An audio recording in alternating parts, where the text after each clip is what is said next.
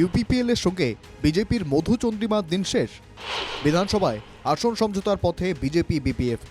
BPF নেতা চরণ বড়োর চমকপ্রদ ঘোষণা, মাঝবাট কেন্দ্রে প্রার্থী দেবে না বিজেপি।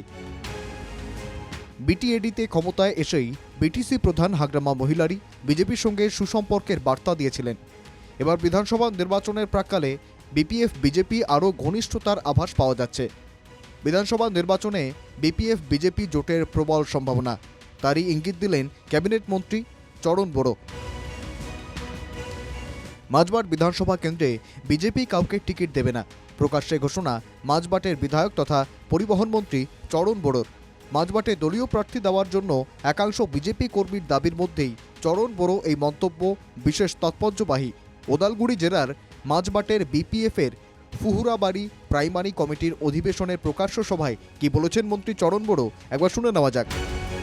কংগ্রেস শুনি লাভ নাই, লাভ আছে। কংগ্রেস আমাক সুৰক্ষা দিব নোৱাৰে।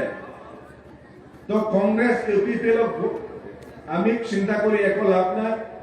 এইবাৰ বিজেপিয়ে মাজবাট সমষ্টি নিৰ্বাচন নেখেলে, মাত্ৰ হ'ব তিনিটা দল, ইউপিপিএল, কংগ্রেস আৰু বিপিএফ।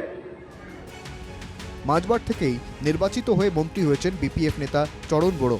স্পষ্ট ভাষায় না বললেও আসন্ন বিধানসভা নির্বাচনে এই মাঝবাট থেকেই প্রতিদ্বন্দ্বিতায় নামবেন বলে এদিন ইঙ্গিত দেন মন্ত্রী বড়ো। আসন্ন নির্বাচনের জন্য দল প্রস্তুত বলেও জানান পরিবহন মন্ত্রী। এতিয়া ময়ো ইয়াৰে বিধায়ক আছিল, মন্ত্ৰী পালোঁ। এতিয়া ৰাইজে যথেষ্ট সুখী আৰু অহা নিৰ্বাচনৰ কাৰণে তেওঁলোকে পূৰা সাজু। আৰু আমাৰ কৰ্মকৰ্তাসকলক আমি কৈছোঁ, বৰ্তমান আমি চৰকাৰ কৰি ৰাইজক কি কথা দিছিলোঁ, আমি কি কৰি আছোঁ।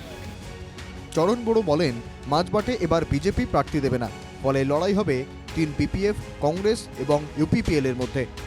এখন চরণ বড়োর প্রকাশ্য ঘোষণার পর মাঝবাটের বিজেপি কর্মী এবং রাজ্য নেতৃত্বর কি প্রতিক্রিয়া প্রকাশ করেন সেটাই হবে লক্ষণীয়।